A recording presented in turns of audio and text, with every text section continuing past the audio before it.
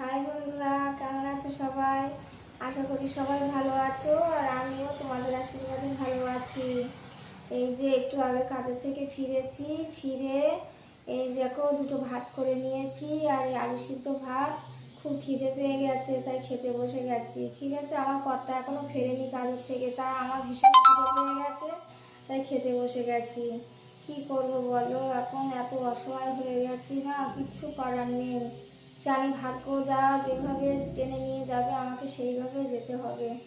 তোমাদের সাপোর্ট ছাড়া আমি এগোতে পারবো না। ভাই বন্ধুরা, তোমরা একটু সাপোর্ট করো, প্লিজ প্লিজ, তোমরা একটু সাপোর্ট করো আমাকে।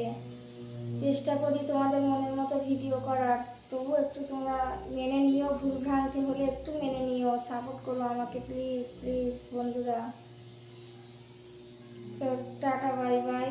দুটো ভাত খেয়ে নিই, তারপর আবার পরে কথা হবে।